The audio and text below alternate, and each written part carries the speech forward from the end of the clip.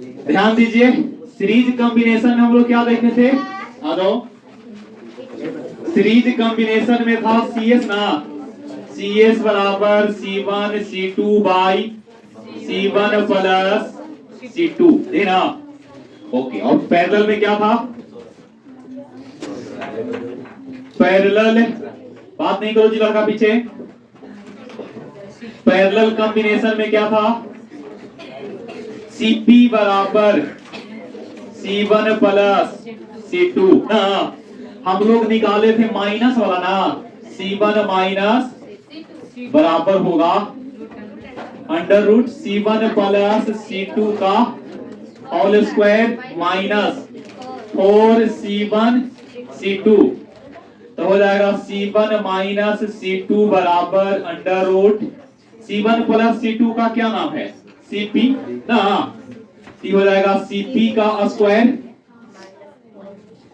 CP का square minus क्या होगा?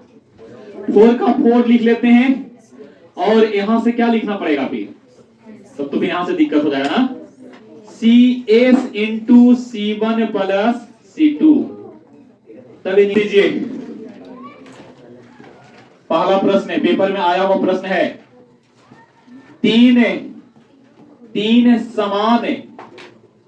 तीन समान धारिता C वाले तीन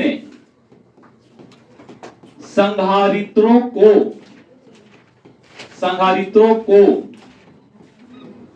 श्रेणी क्रम में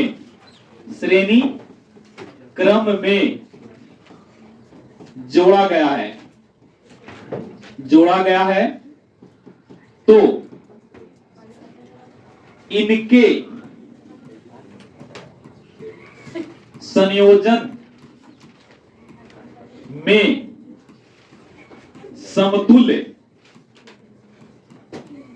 समतुल्य धारिता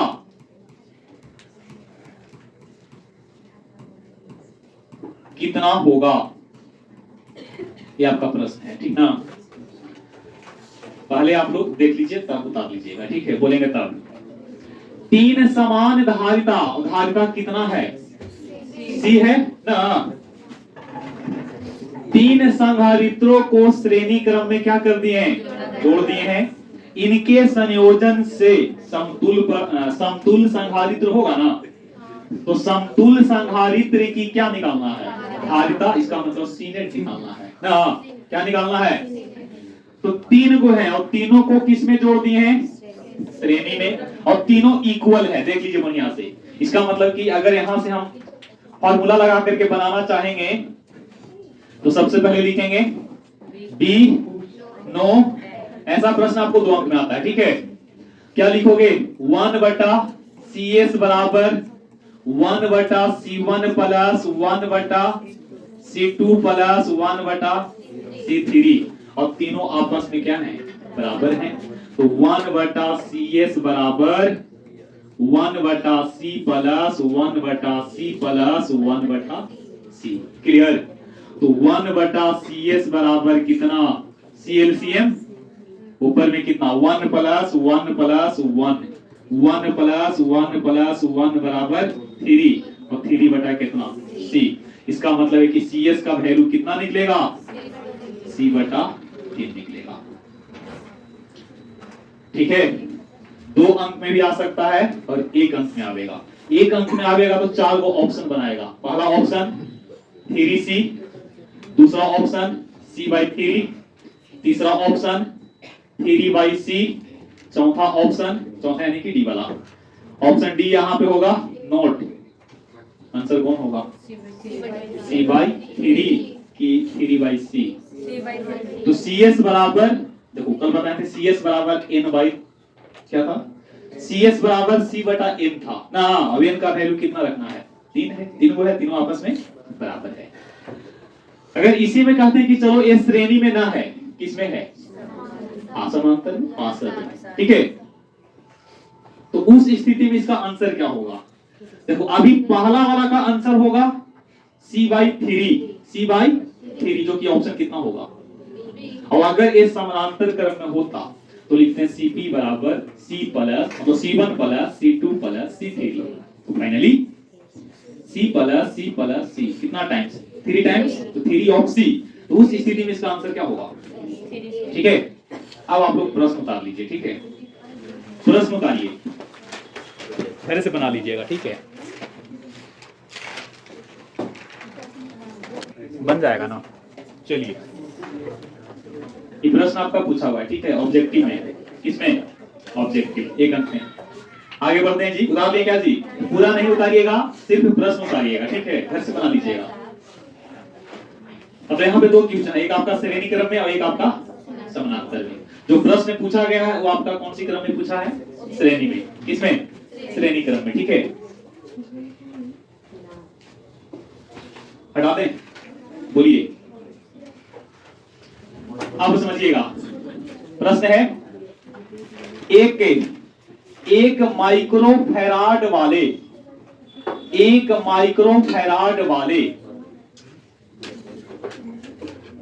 तीन, ध्यान से देखिएगा, तीन संधारित्रों को ए में किस क्रम में जोड़ा जाए कि समतुल्य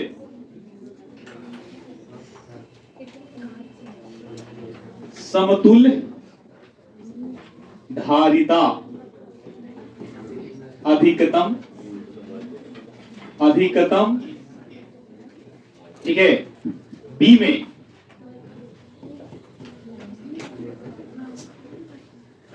किस क्रम में, बेसिक क्वेश्चन है, ज्यादा हार्ड नहीं है, जोड़ा जाए कि समतुल्य धारिता न्यूनतम प्राप्त होगा। ये आपका प्रश्न है जी। ठीक ना, देख लीजिए। अरे पीछे क्या बात करता है जी, बहुत मारेंगे। ठीक ना, कितने माइक्रोफैराड हैं? एक माइक्रोफैराड वाले तीन गो संधारित्रों को ए में क्वेश्चन है कि किस क्रम में जोड़े कि समतुल्य धारिता क्या हो? अधिकतम, और बी में न्यूनतम। हम प्रश्न को ऐसे भी लिख सकते थे डायरेक्ट कि एक माइक्रोफैराड वाले तीन संधारित्रों को एक बार श्रेणी क्रम में और एक बार समानांतर क्रम में जोड़ा गया है। एक बात आप लोगों को बताए होंगे कि श्रेणी में और समानांतर में कौन किस में ज्यादा होता है। तो आप पहले फार्मूला एक बार देख लीजिए। CS बराबर कितना होगा? 1/CS बराबर 1/C1 प्लस 2 लेके चलते हैं। ठीक ना, और उसी प्रकार से अगर देखोगे तो यहां से मिलता था CP बराबर C1 प्लस। अच्छा, CP का मान मिनिमम मिलेगा कि मैक्सिमम? देख लीजिए, मतलब ये डायरेक्ट हम क्या कर रहे हैं? जोड़ रहे हैं। 2 + 3 बराबर कितना? 5। लेकिन पलट के जोड़िए, 1/2 प्लस 1/3 ना। तो उस स्थिति में जो वैल्यू मिलेगा वो आपका उनके अलग अलग वैल्यू से छोटा मिलेगा। बताए थे ना। यहाँ पे देखो तो CP का वैल्यू C1 से भी क्या है?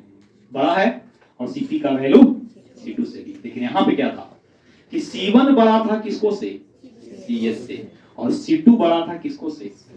ना, जैसे आपको वहां पे बताए थे ना कि यहाँ पे CP बराबर CP बड़ा होगा किसको से? C1 से ना, C1 से।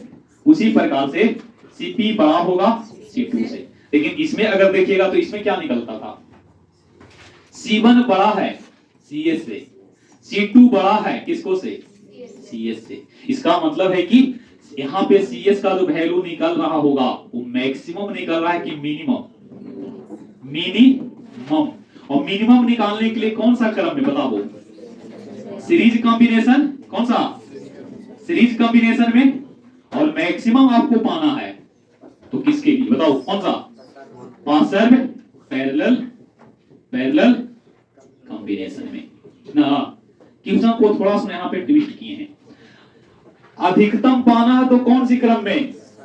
अधिकतम वैल्यू होनी चाहिए तो उसके लिए समानांतर क्रम में, और न्यूनतम वैल्यू है तो कौन सी क्रम में? श्रेणी में ना, बाकी तो कितना बन जाएगा, बिल्कुल सिंपल है। चलो इसको बना देते हैं, आप लोग देख लीजिएगा।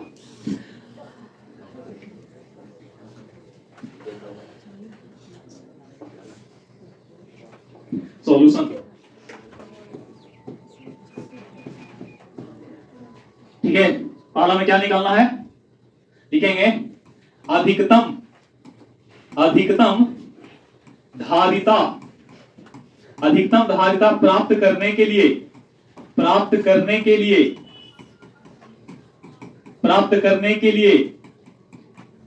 दिए गए संधारित्रों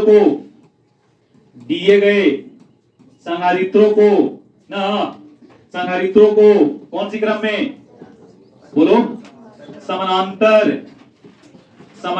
क्रम में क्या करना होगा, जोड़ना होगा। इसीलिए समानांतर का मतलब सीपी ना, सीपी बराबर C1 plus C2 plus C3, और सब कितना है, 1 माइक्रो फैराड वाला है। तो 1 प्लस 1 प्लस 1 बराबर कितना, 3 माइक्रो फैराड। अब उसके बाद क्या प्राप्त करना है, न्यूनतम, ये आपका ए में हो गया। बी के लिए न्यूनतम धारिता के लिए कौन सी क्रम में, श्रेणी क्रम में क्या करना पड़ेगा, श्रेणी क्रम में संयोजित करना होगा ना। श्रेणी क्रम में करेंगे, इसका फार्मूला बताइए। श्रेणी क्रम का फार्मूला 1/CS, 1 बाई क्या, 1/CS बराबर 1/C1 प्लस 1/C3। हल करेंगे तो 1/CS बराबर 1/1 जो कि फाइनली 1 लिख दें, बोलिए 1 + 1 कितना, 3। तो आपको CS निकालना है, 3 की 1/3। फाइनली हल करेंगे तो 0.33 अब यहां से 0.33 माइक्रोफैराड है। अब यहां से भी अनुमान लगा सकते हैं कि मैक्सिमम है और ये क्या है, मिनिमम है। देख लीजिए मैक्सिमम किसमें, समानांतर में। अब यही अगर प्रतिरोध में होता, ओम का नियम जो हम लोग पढ़ते थे, वहां पे अगर धारा में होता तो उस स्थिति में कहानी उलट जाता ना। वहां पे आपको मैक्सिमम चाहिए था तो कौन सा क्रम में, मैक्सिमम चाहिए तो श्रेणी में, और मिनिमम चाहिए तो समानांतर में। किसमें, करंट इलेक्ट्रिसिटी में प्रयोग करेंगे तब। तो वहां से निकलता क्या, आरपी और आरएस ना। देखो ये प्रश्न है, तो यहां से आपको देखना है कि अधिकतम किस में मिलेगा, बोलिए समानांतर में। न्यूनतम किस में मिलेगा, श्रेणी में ना। प्रश्न उतारिए, बाकी बनेगा कि नहीं से बताइए। इसके बाद थोड़ा सा लेवल बढ़ा करके देखें प्रश्न, ठीक है।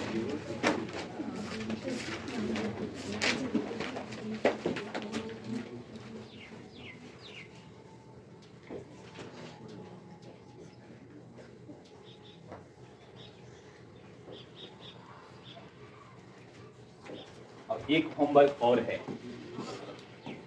2 माइक्रोफैराड, ठीक है, 3 माइक्रोफैराड और साथ में 6। इसको आप लोग घर से बना लीजिएगा, ठीक है।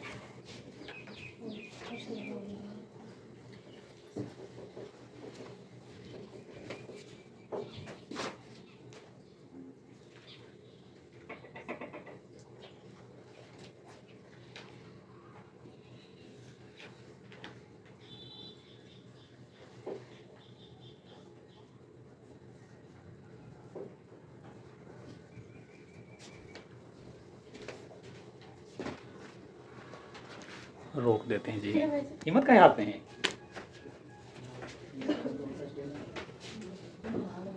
इसका नाम सुने आप, राकेश यादव को, जो अंतरिक्ष व्यक्ति था, वो सबसे हाइट में क्या था, छोटा था। छोटा होकर भी कमाल कर दिया, ठीक है ना। उसी को आखिर क्यों सिलेक्ट किया गया अंतरिक्ष में जाने के लिए, कुछ तो खासियत होगा ना? नहीं, तो किसी का हाइट कम है ज्यादा है वो मैटर नहीं करता है, ठीक है? अगर ऐसा सोचते हैं तो गलत है। चलो अब सुनिएगा, ध्यान दो बापू। चालू हो गया ना? चलिए, 3 माइक्रोफैराड वाले, ध्यान से सुनिए पहले प्रश्न को। 3 माइक्रोफैराड फैराड वाले चार संधारित्रों को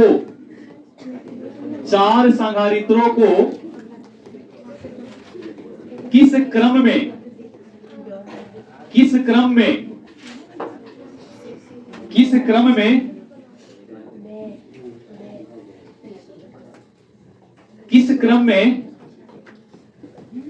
जोड़ा जाए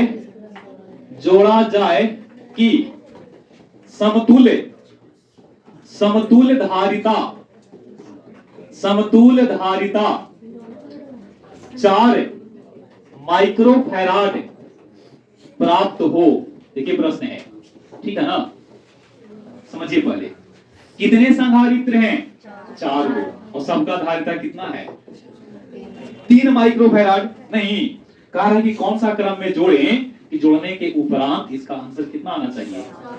4 माइक्रोफैराड। इसका मतलब कि जोड़ने के लिए तो मेरे पास 2 ही तरीका है, एक आपका श्रेणी क्रम में और एक आपका, और ज्यादा कीजिएगा तो श्रेणी और समानांतर को जोड़ करके मिला करके हम लोग क्या कर सकते हैं? 4 माइक्रोफैराड ला सकते हैं ना? तो पहले आप सोचिएगा क्या करेंगे। सोचेंगे कि 4 वो आपका संधारित्र हैं और चारों को आप या तो पहले श्रेणी में जोड़िएगा या तो समानांतर में। तो श्रेणी में जोड़ेंगे तो कितना होगा बताइए? श्रेणी का मतलब कि 1/CS ना, तो 1/3 1/3 प्लस 1/3 प्लस 1/3 प्लस 1/3, जो कि फाइनली हल करेंगे तो 1/CS बराबर 4/3, और CS निकालिएगा तो 3/4। लेकिन मेरे को लाना कितना है? ये आ गया 3/4, जो कि 0.75 आया, और हमको लाना कितना है? इसका मतलब है कि उसको अगर हम श्रेणी में जोड़ रहे हैं तो कितना आएगा? हम कहते हैं कि किस क्रम में जोड़ा जाए कि उसका आंसर कितना हो जाए? नहीं 3/, कितना 4, 3/4 नहीं बोलना चाहते तो क्या? 0.75 माइक्रो। सुनो पहले, 3 माइक्रोफैराड वाले 4 संधारित्र को किस क्रम में जोड़ा जाए कि उसकी समतुल्य धारिता 0.74 माइक्रोफैराड प्राप्त हो? इसके लिए कौन सा क्रम? श्रेणी। ओके, हम कहते हैं, एक प्रश्न बन गया आगे, हम कहते हैं कि यही सब है और किस क्रम में जोड़ा जाए कि इसका समतुल्य धारिता 12 माइक्रोफैराड हो। किसमें?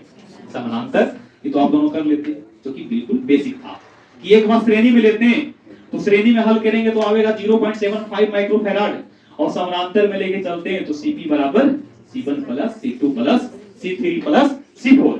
तो सब तो 3 है, तो 3 ऑफ 4, 3 का 4 टाइम्स, तो चलती आई 12। तो इस स्थिति में कितना होगा? 12। तो श्रेणी में और समानांतर में दोनों में हम लोग निकाले हैं तो कितना आया? श्रेणी में निकाले तो 0.75, जिसको 3/4 कहते हैं ना, और समानांतर में निकाले तो कितना आया? 12। लेकिन हमको लाना है कितना? 4 माइक्रोफैराड। 4 माइक्रोफैराड। तो थोड़ा सा तो दिमाग लगाना पड़ेगा। अब 4 लाने के लिए आपको देखना है कि चारों को कौन सी क्रम में जोड़े। चारों को अगर श्रेणी में जोड़े हैं तो आंसर कितना आया? सोचो, 3/4 यानी कि 0.75। समानांतर में आप लोगों ने जोड़ा तो कितना आया? 12। इसका मतलब कि चारों को अगर श्रेणी में या चारों को अगर किसमें? समानांतर में जोड़ रहे हैं तो कभी मेरा आंसर कितना नहीं आएगा? तो कुछ तो करना पड़ेगा ना।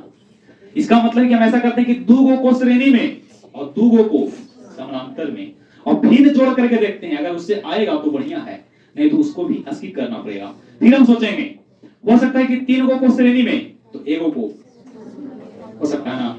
फिर अगर इससे ना आएगा तो क्या सोचिएगा? 3 को समानांतर में और 1 को नहीं। तो देखो 4 कंडीशन।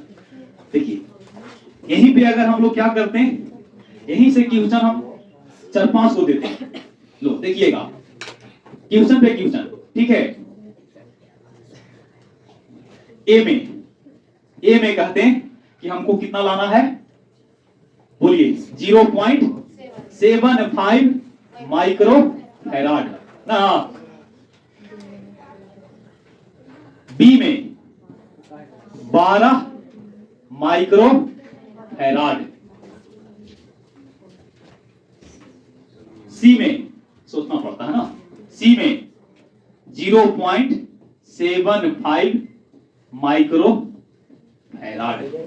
ठीक है, लिखा है। चलिए वो लास्ट वाला क्या था, 4 माइक्रो फैराड। एक और वो और भी हो सकता है, सोचना पड़ेगा, ठीक है ना। 3 से ही काम कर लेते हैं। तो देखिए आपको 0.74 प्राप्त करना है, तो उसके लिए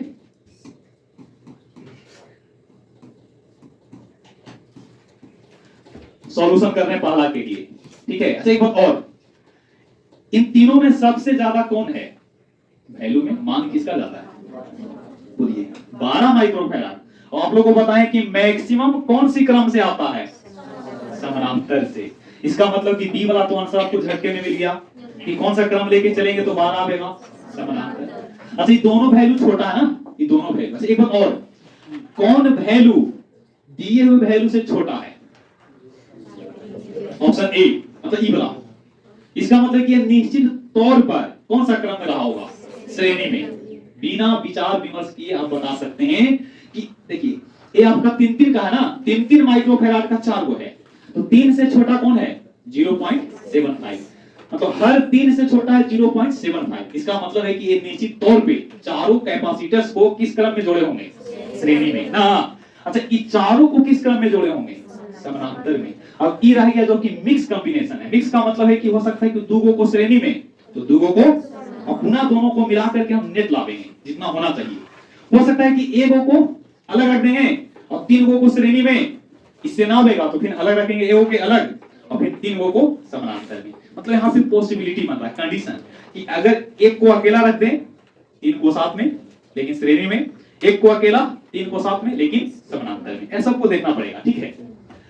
तो पहला का आंसर के लिए आपको क्या करना पड़ेगा, डायरेक्ट आप निकाल दीजिए कौन सी क्रम, 1/CS ना, 1/CS बराबर कितना, 1/3 1/3 1/3, ठीक है।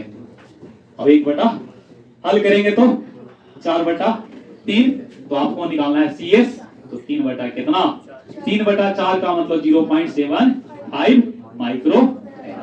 क्लियर। तो कौन सी क्रम में हो गया, श्रेणी क्रम में, मतलब तीनों श्रेणी क्रम में। तो आपको यहाँ पे आंसर आपको लिखना होगा यहाँ पे कि तीनों की चारों पहला का आंसर इतना लाने के लिए चारों संधारित्रों को कौन सी क्रम में, श्रेणी क्रम में क्या करना पड़ेगा, श्रेणी क्रम में जोड़ना होगा। इसका डायग्राम कैसे बनेगा, बोलिए। चारों को श्रेणी में और श्रेणी का मतलब कि इस प्रकार से ना, एक दूसरा तीसरा और चौथा। देखिए और सबका कैपेसिटेंस कितना होगा, 3 माइक्रोफैराड, इसका भी 3 माइक्रोफैराड, इसका भी 3 माइक्रोफैराड, इसका भी 3 माइक्रोफैराड। कौन सा क्रम में, श्रेणी में। कितना आया, एक साथ में 3 क्वेश्चन बता रहे हैं, ठीक है ना, समय तो लगेगा। दूसरा के लिए आपको क्या करना पड़ेगा, बी के लिए कितना था, बी के लिए 12, तो आप निकालो सीपी बराबर C1 plus C2 plus C3 plus C4, value कितना 3 प्लस 3 प्लस 3 प्लस 3 और 3 गुने 4 कितना, 12 माइक्रोफैराड। और 12 माइक्रोफैराड के लिए आपने क्या किया, कौन सी क्रम में बनाना होगा कि सभी को किसमें, सभी संधारित्र को कौन सा, समानांतर क्रम में क्या किया गया, ऐड किया गया, जोड़ा गया ना, ऐड किया गया। चित्र कैसे बनेगा, सबको एक साथ में लेना है, ऊपर नीचे इस प्रकार से।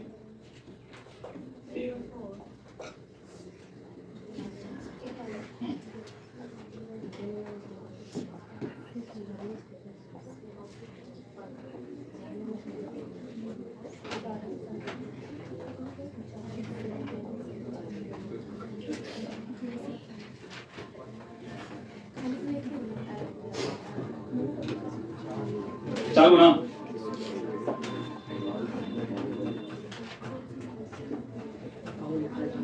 देखो इस प्रकार से आपको कंबाइन करना पड़ेगा। नहीं, और इन सब का एक बिंदु, सॉरी इन सब का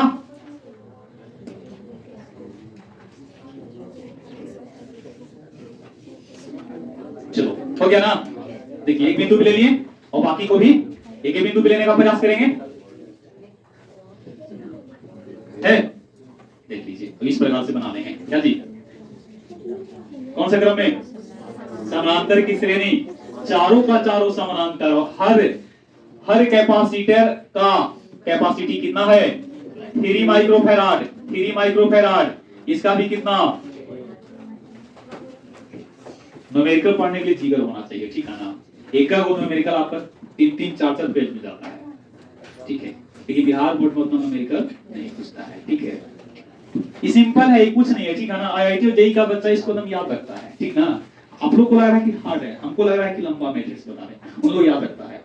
उन लोग डायरेक्ट बता देगा कि हम 3 गो को इस क्रम में और 1 गो को इस क्रम में लेंगे तो इसका आंसर हमारा इतना होगा, ठीक ना। सुपर ब्रेन होता है उन लोग को।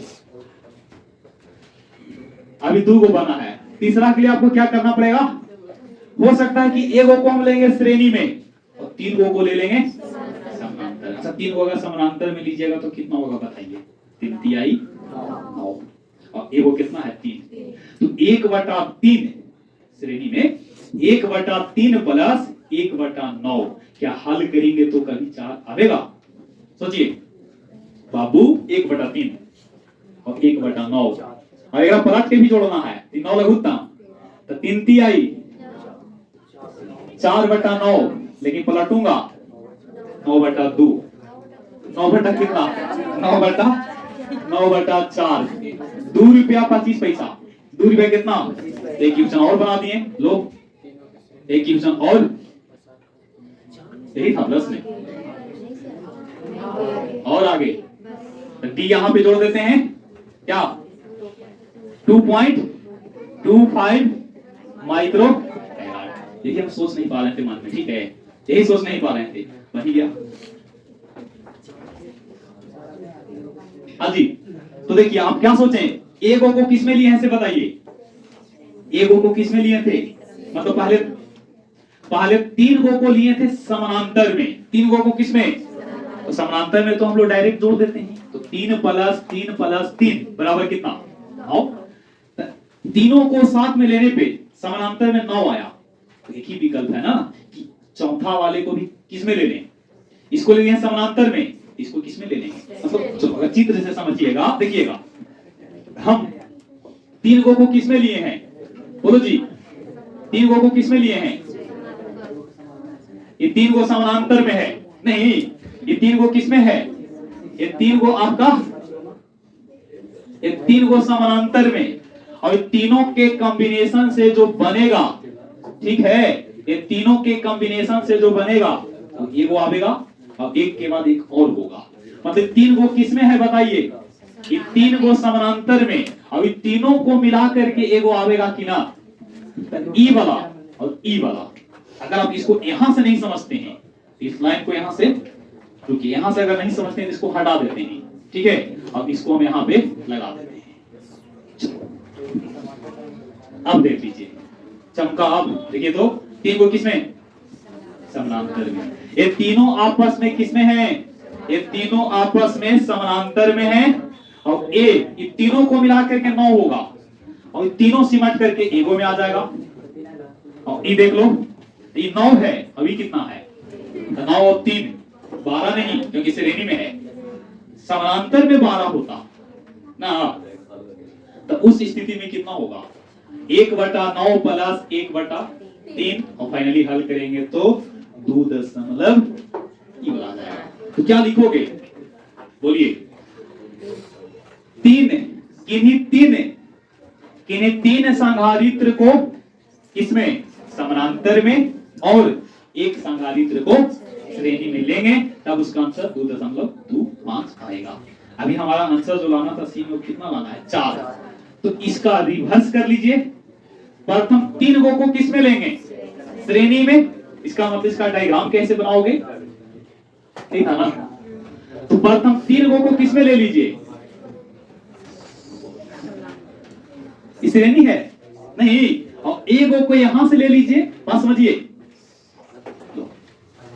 देखो गौर से, वो पहला तीनों किसमें है, श्रेणी में, और चौथा वाला, ये तीनों मिल करके एगो बनेगा कि ना, जो कि ई बनेगा, नेट होगा नेट। तो ई वाला और ई वाला किसमें हो जाएगा, तो प्रथम 3 गो श्रेणी में है तो कितना होगा, 1/3 1/3 1/3 प्लस में, तो हो गया कितना, मिस्टेक हो गई क्या जी, 1/3 प्लस 1/3 प्लस, और क्या निकाल रहे हैं, तो CS जो निकलेगा 1/CS ना, 1/CS बराबर हो जाएगा 3/3, और हल करेंगे तो CS बराबर 1 आ गया, ये 1 है और ई कितना है, 1 और 3 कितना, 4। तो इसका आंसर अगर लिखना होगा तो क्या लिखिएगा, किन किन क्रम में जोड़े हैं, तो प्रथम 3 को श्रेणी में और चौथा को समानांतर में, तब जाकर के रिजल्ट कितना आएगा, 4 आएगा, है ना। देखो दिमाग खाया कि नहीं, न्यूमेरिकल है। बिहार बोर्ड में नंबर लाना बहुत आसान होता है, क्योंकि इसमें न्यूमेरिकल नहीं आता, ठीक ना। न्यूमेरिकल आवे लगेगा तो विद्यार्थी के पसीना छूटने लगेगा, ठीक ना। थ्योरी कोई भी धर के रट्टा मार सकता है, न्यूमेरिकल नहीं, क्योंकि न्यूमेरिकल फिक्स नहीं ना है। और आपका जो थ्योरी है वो थ्योरी फिक्स होता है कि जब भी आवेगा तो 5 अंक में आवेगा, ये आवेगा तो 2 अंक में आवेगा, और फिक्स है कि गॉसे प्रमेय है तो गॉसे प्रमेय आवेगा। लेकिन गॉस प्रमेय पे न्यूमेरिकल देगा तो आपको अलग अलग तरीका से वहां पे न्यूमेरिकल पूछ सकता है, कोई बात है, उतारिएगा।